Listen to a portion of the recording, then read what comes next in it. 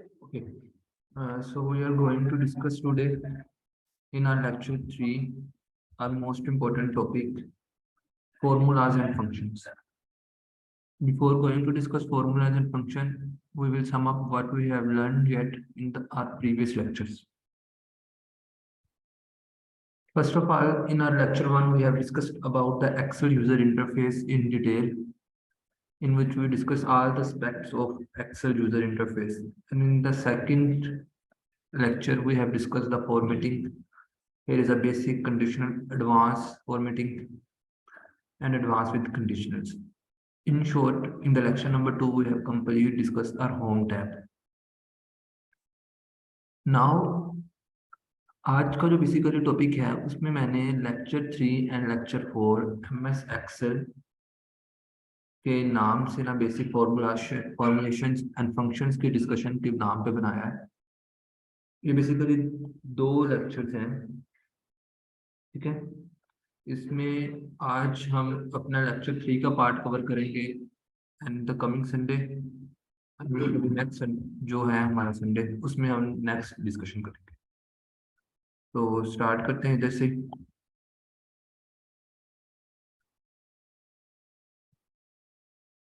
Okay.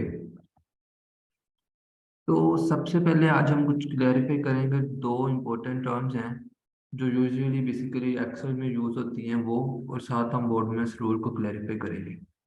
Then we will discuss the basic formulas and the basic functions in Excel.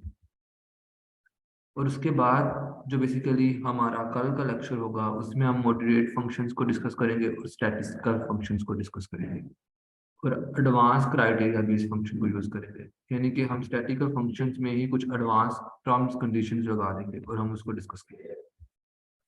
Okay, now we are going to discuss the terms that used in Excel और used in our common life.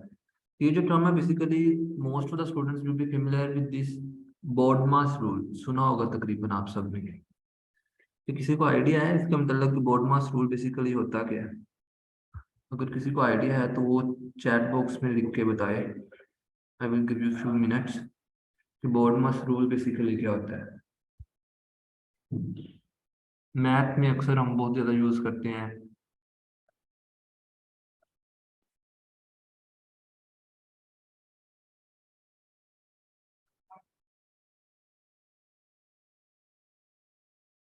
सब जाग रहे हैं ना?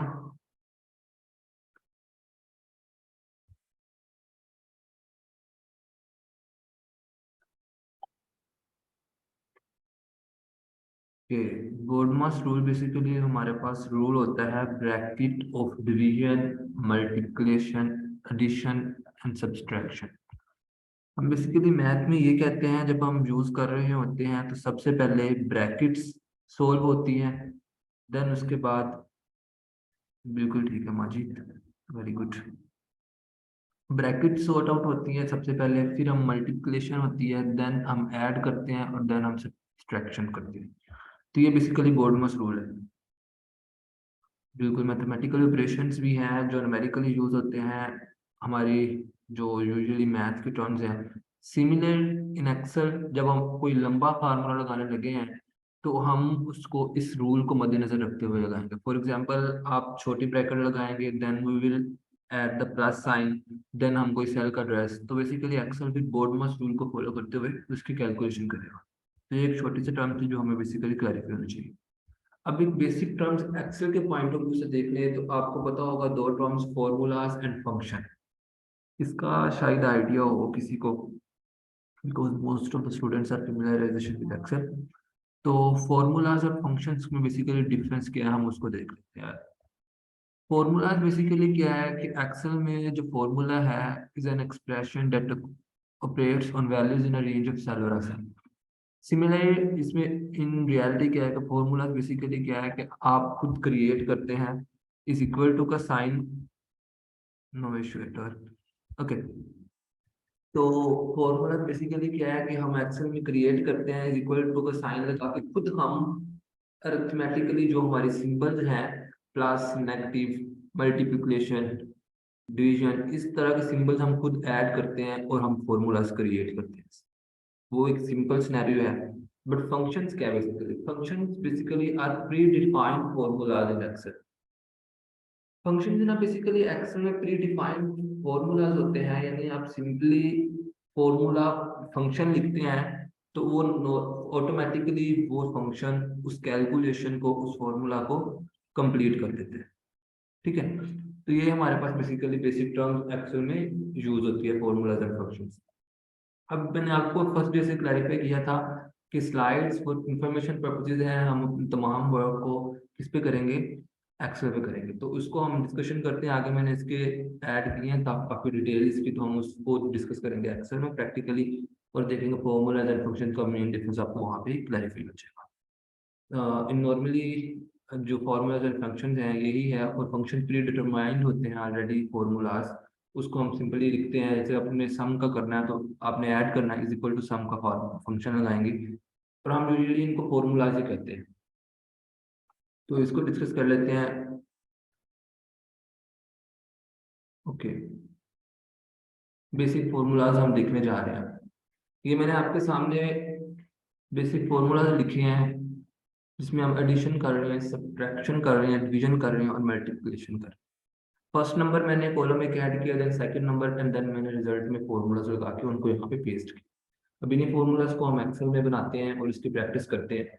For the sake of clarification मैं basically data बहुत कम रखता हूँ, ताकि आप लोग अपने माइंड के साथ साथ उसको मल्टीप्लिकेशन कर लें, एडिशन कर लें, साथ साथ करते जाएं, और आपको पता लगे कि एक्सेल हमारे डिजायर्ड रिजल्ट देता है।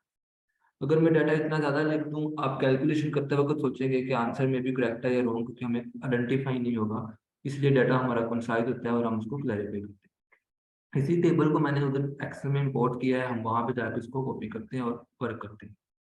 उससे पहले ये एक स्लाइड है, इसको जरा देख लेते हैं हम। When performing calculations in Excel, you should always start with the equal sign. अब कोई भी फॉर्मूला लगा रहे हो, कोई भी फंक्शन लगा रहे हो, कोई भी कैलकुलेशन कर रहे हो, तो आपने बेसिकली उसको स्टार्ट करना है इक्वल साइन से। इक्वल साइन क्यों? इक्वल साइन बेसिकली, अगर हम इसी एग्जांपल को कंटिन्यू करें, यहाँ पे हम एडिशन की एग्जांपल लेने लगे।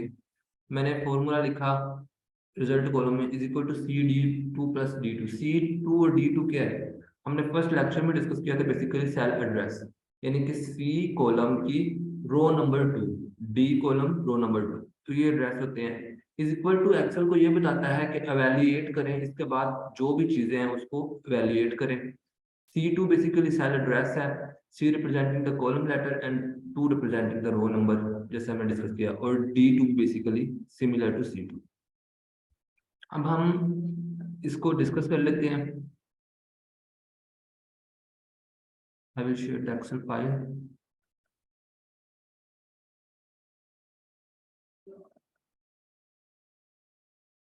ओके, तो यहाँ पे बेसिकली हम रिजल्ट लिख रहे हैं इज इक्वल टू, मैं इसको जरा इसका साइज इंक्रीज कर दूं, ओके लोग इसको भी देख सकते।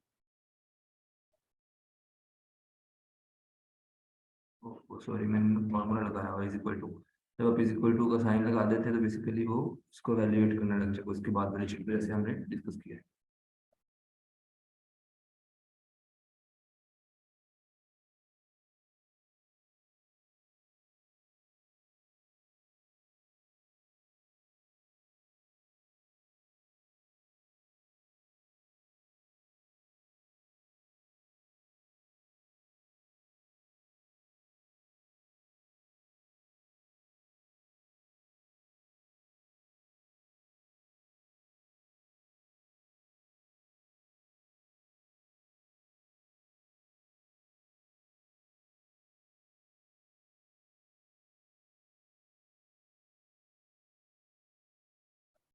जी, अब ये विजिबल होगा आप सबको आपके मोबाइल स्क्रीन पे।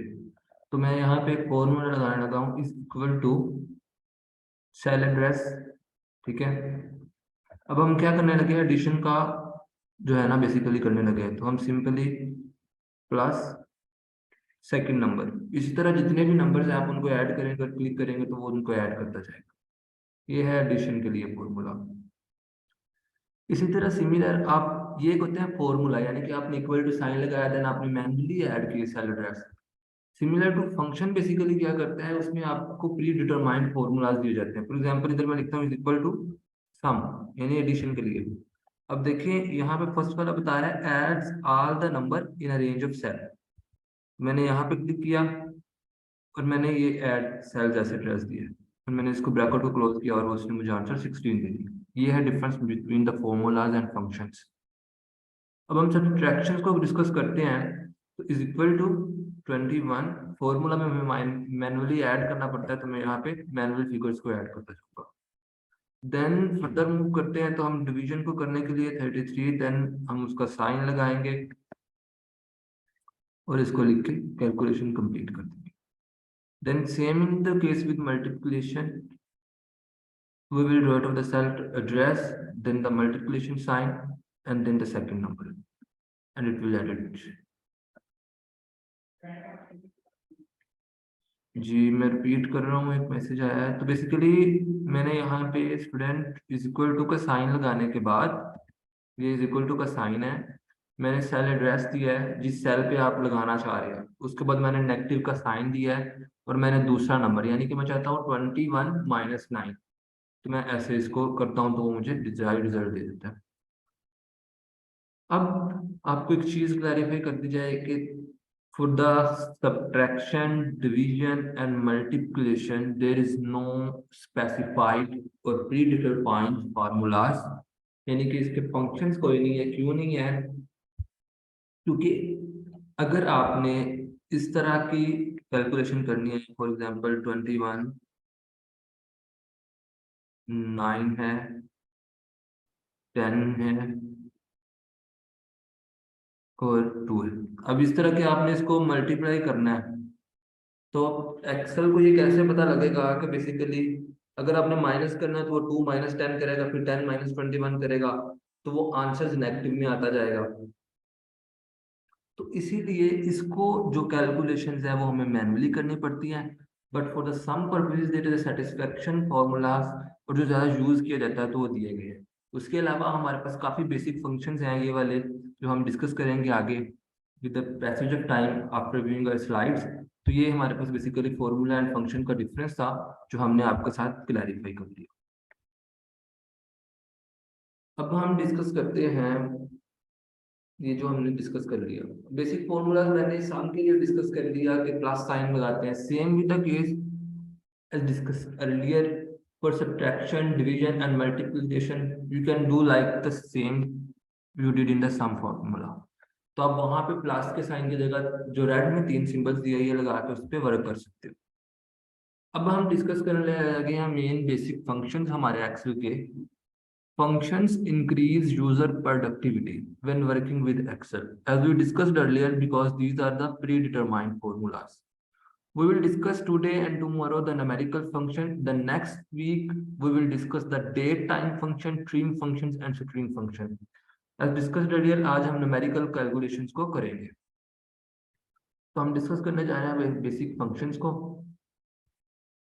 बेसिक फंक्शन जो मैंने आपके साथ सम फंक्शन को डिस्कस कर लिया आपके साथ, क्या the sum function, participant raises hand, yes you can unmute yourself।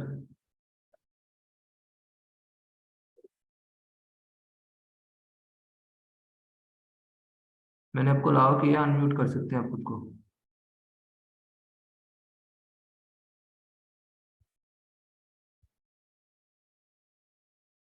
Okay, there is a participant who want to ask a question named Sheikh Salman Afzal,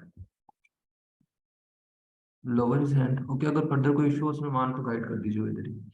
अब हमने आपके साथ सम फंक्शन को डिस्कस कर लिया है। अब हम बेसिक फंक्शंस को डिस्कस करते हैं। Using a formula, you would have to reference the cells E4 through to E8 one by one. You would have to see or use formulas। तो जैसे आपके साथ मैंने डिस्कस किया, बेसिक जो हमारे पास फंक्शन है सम के इज इक्वल टू, देन हुई सेल के एड्रेस हम ऐड करते हैं और हम उसको वर्क करते हैं। With the function you would write the above formulas. जैसे हमने आपके साथ डिस्कस किया, अगर आप फॉर्मूला लिखते हो आप उसको ऐसे रेज कर सकते हो, उसको लिख सकते हो, और फंक्शन के थ्रू आप बेसिकली इसको इज इक्वल टू सम के थ्रू तमाम सेल एड्रेसेस को सेलेक्ट करके डायरेक्टली फंक्शन लगा सकते हो। अब हम डिस्कस करने लगे हैं most common functions. is a sum function, minimum function, maximum function, average function and count function। मैंने डिस्क्रिप्शन लिखी है तो हम सीधा डिस्क्रिप्शन को देखते हैं। सम फंक्शन बेसिकली क्या करता है, मैं डिस्क्रिप्शन के कॉलम को रीड कर रहा हूँ। Add all the values in a range of cells, ठीक है। मिनिमम फंक्शन बेसिकली क्या करता है, find the minimum value in a range of cell, यानी कि आपके कॉलम में जो आपने सेल की रेंज दी हुई है उसमें से वो मिनिमम वैल्यू को उठा के आपके सामने रख देता है। मैक्सिमम बेसिकली क्या करता है, जो आपकी जितनी रेंज है उसमें से मैक्सिमम वैल्यू को उठा के आपके सामने रख देता है। But the average function do, वो बेसिकली सभी की रेंज की एवरेज लेके आपको दिखा देता है। और काउंट फंक्शन बेसिकली क्या करता है, count function number of cell जो है ना आपके, यानी वो सेल जिनमें आपने नंबर्स लिखे हुए हैं, जैसे 4 5 6 7, कोई भी नंबर है स्पेसिफिक न्यूमेरिकल, वो उसको काउंट करके बता देता है कि कितने सेल है जिसमें बेसिकली कुछ ना कुछ आपने नंबर्स लिखे हुए हैं। देन जो हमारे पास बेसिक कॉमन फंक्शन है वो है count A. Count A basically क्या करता है, count all the cells in a given range except the blank. वो आपको तमाम सेल्स कैलकुलेट करके बता देगा ब्लैंक सेल्स के अलावा। और काउंट ब्लैंक क्या करता है, बेसिकली वो एम्प्टी सेल्स को कैलकुलेट करता है। अभी कुछ बच्चों को समझ नहीं लगी होगी तो हम इसको प्रैक्टिस कर लेते हैं ताकि ये इशू हमारा इधर सॉर्ट आउट हो जाए, तो फिर हम देखते हैं अगर किसी को कोई इशू होगा तो हम उसको देखेंगे। ओके, स्क्रीन आपको शो हो रही होगी। अब हम बेसिकली, आप इस तरफ देखो तो मैंने डाटा रेंज के नाम से एक लिस्ट अपडेट की है। हम इस पे अपने फॉर्मूलाज अप्लाई करेंगे, ठीक है। मैं इधर गया सम पे, ये सम के सामने मैंने सम का फार्मूला लगाना है जो हमने आगे भी प्रैक्टिस कर लिया, इज इक्वल टू SUM। सम लिखेंगे तो आपको वो बता रहा है 7 लाइन में, add all the numbers in a range of cell, ठीक है। तो आप यहाँ से उस एड्रेस को कलेक्ट करेंगे, उस रेंज को सिलेक्ट करेंगे। सॉरी, फर्स्ट ऑफ ऑल मैंने फॉर्मूला लगाने के बाद ब्रैकेट लगानी होती है, या फंक्शन लगाने के बाद ब्रैकेट लगानी होती है। ब्रैकेट स्टार्ट करी, मैंने इसको एड्रेस दिया और मैंने इसको क्लोज कर दिया ब्रैकेट को। डाटा सेलेक्ट करने के बाद ब्रैकेट क्लोज किया, उसने मुझे इसको टोटल दे दिया, ठीक है। अब हम मिनिमम फंक्शन को यूज करते हैं। मिनिमम फंक्शन बेसिकली क्या बताएगा हमें, मिनिमम वैल्यू इस रेंज में। तो आपके हिसाब से कौन सी वैल्यू मिनिमम है आपको देखने में पता लग रही है, इसीलिए मैंने कम डाटा लिखा है ताकि आपको इजीली आप आइडेंटिफाई कर लें और वही फॉर्मूला के थ्रू रिजल्ट में आए। तो मिनिमम वैल्यू हमारे पास 1 है और मैक्सिमम कितनी है, 100 है। तो हम इधर मिनिमम का फार्मूला लगाते हैं, फंक्शन लगाते हैं, is equal to minimum MIN आप लिखेंगे तो वो बता रहा है return the smallest number in a set of values, ignore the logical values and texts. यानी टैक्सेस के अलावा वो बाकी रेंज में आपको डाटा सारा दे देगा, उसमें से मिनिमम वैल्यू 1, ठीक है। ऐसे ही सेम केस है मैक्सिमम के साथ।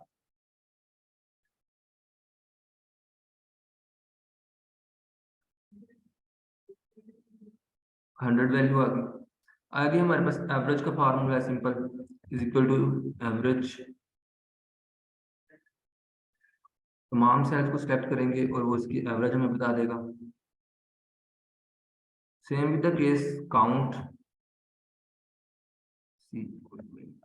देखिए, अब counts the number of cells in a range that a certain number. अब मैंने बेसिकली क्या किया, काउंट्स के लिए मैंने ना इसको इस वाले डाटा को यूज करूंगा क्योंकि उसमें मैंने कुछ स्पेसिफिकेशंस लगाई है। मैं आपको दिखाता हूँ मैंने उसमें क्या ऐड किया है।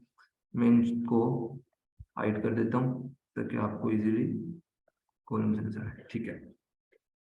देखिए, ये डाटा रेंज है। अब हम इस पे फॉर्मूला लगाएंगे 100 1। ये मैंने एक सेल ब्लैंक छोड़ा है, यहाँ पे मैंने बेसिकली कोई नंबर नहीं लिखा, कोई टेक्स्ट नहीं लिखा, और यहाँ पे मैंने अल्फाबेट्स लिखे हुए हैं, ये भी मैंने ब्लैंक छोड़ा है। अब डेट बेसिकली क्या, डेट भी एक नंबर है। तो अब हम यहाँ पे फॉर्मूला लगाते हैं, तो हमें ये बताएगा count the numbers of cell in a range of cells. जो रेंज आपने सेलेक्ट किया उसमें वो हमें ये बता देगा कितने सेल्स हैं जिसमें आपने कोई ना कोई नंबर लिखा हुआ है। इज इक्वल टू काउंट का फॉर्मूला लगाएंगे हम यहाँ पे, सिलेक्ट करेंगे अपनी रेंज, ब्रैकेट क्लोज करेंगे और मुझे बता देगा वो 8 कॉलम्स है। 8 क्यों, ये ब्लैंक है, इसमें डाटा है यानी कि अल्फाबेट्स है ना कि नंबर्स हैं। ये भी अल्फाबेट्स वाला और ये भी ब्लैंक है। तो ये हमें डाटा रेंज से उसने बता दिया। Count are cells in a given range except blanks. Count A basically क्या करता है, तमाम को कैलकुलेट कर देगा, चाहे आपने वेदर उसमें डाटा लिखा है, चाहे आपने उसमें टेक्स्ट लिखा है, अल्फाबेट्स लिखा है, स्वाय वो ब्लैंक कॉलम्स के। मैं इसको सिलेक्ट करता हूँ, ब्रैकेट क्लोज करता हूँ।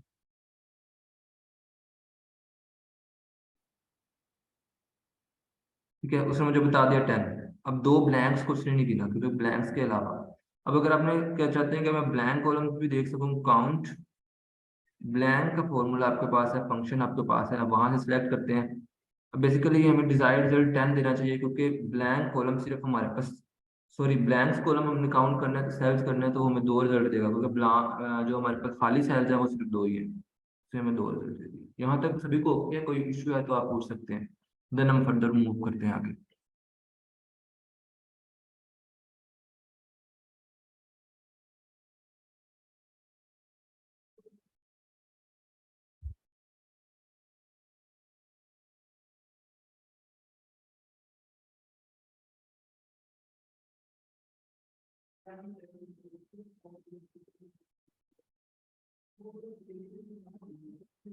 जी, repeat counting is okay. I will.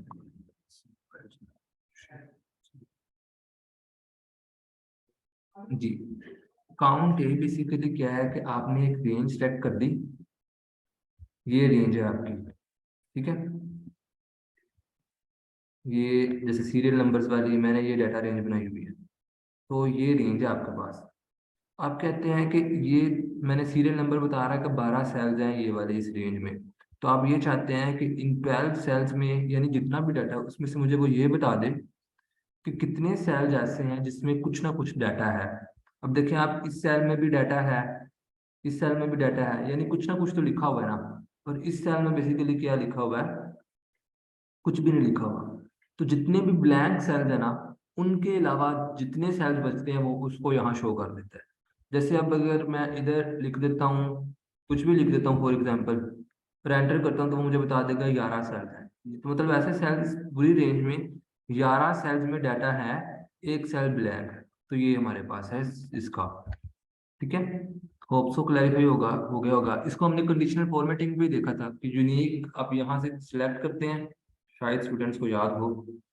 आप कंडीशनल फॉर्मेटिंग में जाके न्यू रूल डिफाइन कर देते हैं, या आप बेसिकली यहाँ से सेल्स को हाईलाइट कर देते हैं उन्हीं बेसिस पे, या आप यहाँ से न्यू रूल डिफाइन कर देते हैं कि form that only format only cells that contain something, जो हमने बेसिकली आप हमारे साथ पीछे सारी डिस्कशन हुई है, उसमें हमने इन सभी फॉर्मेटिंग को देखा था। तो आप इस बेसिस पे भी ब्लैंक सेल्स को हाईलाइट कर सकते हैं, बट ये फॉर्मूला है उसको आइडेंटिफाई कर।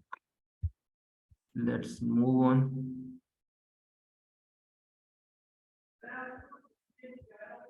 ओके, अब हम डिस्कस करने जा रहे हैं मॉड्यूलेट फंक्शंस। बहुत मजे का टॉपिक होने वाला है ये वाला। मॉड्यूलेट फंक्शंस में हम बहुत मजे के टॉपिक को डिस्कस करने जा रहे हैं, जो है हमारा is equal to if function. If function basically क्या है, एक लॉजिकल फंक्शन है जो में हम ये डिफाइन कर देते हैं कि अगर ये क्राइटेरिया है तो ये अमाउंट दे दो, अगर ये क्राइटेरिया है तो ये अमाउंट दे दो। आफ्टर डिस्कशन था इफ फंक्शन, हम इफ फंक्शन को और कॉम्प्लेक्स बनाएंगे और इसमें कॉम्प्लेक्सिटीज ऐड कर देंगे। तो ये होगा हमारा टॉपिक का क्वेश्चन। हम चलते हैं। ओके, तो मैं चलता हूँ और आपको शेयर करता हूँ एक्सेल की फाइल, और हम उस पर इफ फंक्शन का फॉर्मूला लगाते हैं।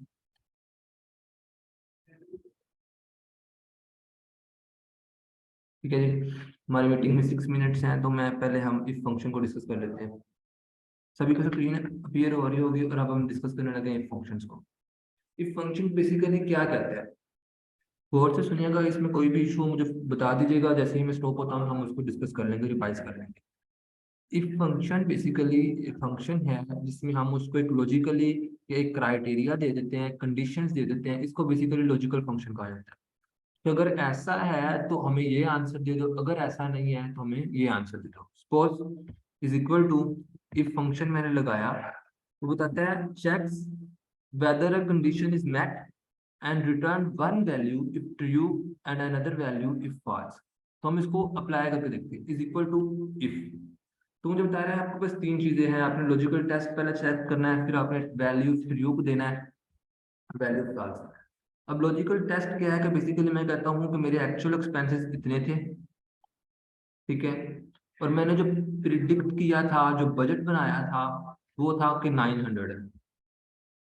अब मैं ये कहता हूँ कि मुझे ये पता लग जाए, इस फंक्शन मुझे ये बता दे कि बेसिकली जो यूजेज हुई है, जो बेसिकली मेरा बजटिंग थी, वो ओवर बजटिंग हो गई है या ओके है। तो मेरे एक्चुअल एक्सपेंसेस 1500 हुए, तो मैं ये कहता हूँ is equal to this cell, मतलब 1500 अगर 1500 900 से ज्यादा है, ये मेरा लॉजिकल टेस्ट है, ये मेरा एक कंडीशन है, ये एक मेरी लॉजिकली बात है कि अगर 1500 900 से ज्यादा है, तो जैसे ही आप कोमा लगाते हैं तो वो बताता है वैल्यू ट्रू। अगर तो 1500 900 से ज्यादा है, तो मुझे ये नोटिफिकेशन दे दो ओवर बजट। और ओवर बजट को बेसिकली आपने इन्वर्टेड कॉमास में लिखना है, क्योंकि कोई भी कंडीशन का रिजल्ट आप जब लगा रहे हो उसको हम किस में लिखेंगे, इन्वर्टेड कॉमास में लिखेंगे। मैंने स्टार्ट किया और मैंने लिखा ओवर बजट, ठीक है, और मैंने इन्वर्टेड कॉमास को क्लोज कर दिया। अब मैंने यहाँ तक क्या कहा है कि अगर 1500 900 से ज्यादा है, तो मुझे क्या आइडिया देगा, मैंने कॉमास का यूज किया और वो मुझे ये कहेगा ओवर बजट। अगर आगे कोमा लगाते हैं वैल्यू इज फॉल्स, अगर 1500 900 से ज्यादा नहीं है, यानी कि लॉजिकल टेस्ट जो है ना गलत हो गया कि 1500 से ज्यादा नहीं है, तो मुझे क्या वैल्यू दो आप, नोट ओके, या अंडर बजट कह सकते हैं आप, ठीक है। यानी कि मैं रिपीट कर रहा हूँ कि लॉजिकल टेस्ट हमें ये बताएगा कि अगर मेरा लॉजिकल जो टेस्ट है 1500 जो है 900 से ज्यादा है, तो मुझे आप बता दो कि आपने जो बेसिकली ना ओवर बजट लगा लिया, ठीक है। जो आपने एक्सपेंसिव किए हैं ना, वो आपके बजट से ज्यादा कर दिए हैं, ओवर बजट हो गए हैं। अगर आपने एक्सपेंसेस कम किए हैं, तो वो मुझे ये कह दे कि अंडर बजट है। तो अब मैंने ब्रैकेट क्लोज किया और मैंने इसको ओके कर दिया एंटर से, तो मुझे बता रहा है कि ओवर बजट है। यानी कि आपने सोचा था कि 900 एक्सपेंसेस होंगे, बट इन रियलिटी वो 1500 हुए हैं, तो जो आपके बजट से ज्यादा है। अगर मैं इसी को यहाँ पे क्लिक करता हूँ, तो आपके पास देखेंगे, मैं आपको जूम करता हूँ, तो आप देखेंगे अगर मैं यहाँ पे, आपको प्लस का साइन बनता है, मैं प्लस के साइन पे क्लिक करता हूँ, वो नीचे अप्लाई कर देगा। अब देखिए बजट मैंने सोचा था 900 होगा, बट 500 एक्चुअल एक्सपेंसेस हुए, तो अंडर बजट हुआ है। तो यहाँ तक अगर किसी को कोई इशू है, तो वो मेरे से पूछ सकता है इस फंक्शन में। I am waiting anyone if have any issue regarding the if function simple. अब हम इसको एक इफ फंक्शन को बनाएंगे बहुत मजे का। कैसे बनाएंगे जी, हम ये करेंगे कि हम इसमें CGPAs अपने डाल देंगे, जो यूनिवर्सिटीज वाले करते हैं, तो वो काफी इंटरेस्टिंग हो जाएगा। अभी तक किसी को कोई इशू है?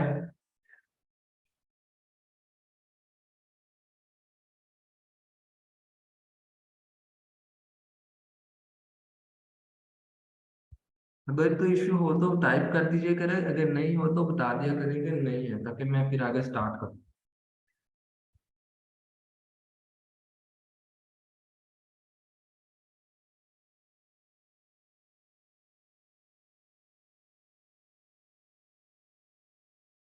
Okay students, thank you.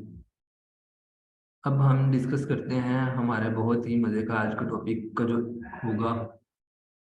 I hope कि आप सभी इसको लाइक करेंगे, क्योंकि CGPA के मामले में हर एक बंदा इसको पसंद करता है।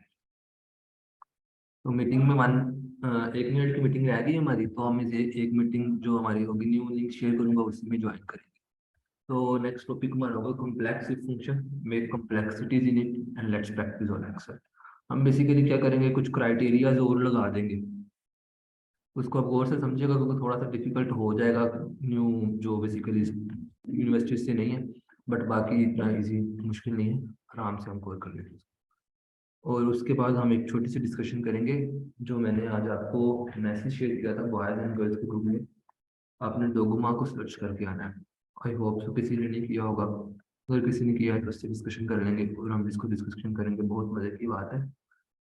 मैंने रिसेंटली इसको यूट्यूब पे विजिट किया था, तो बहुत अच्छा लगा था, तो मैंने सोचा आप सबके साथ शेयर किया जाए इसको। तो हम इसको डिस्कस करेंगे, देन हमारे सेशन जो है आज का कंप्लीट हो जाएगा।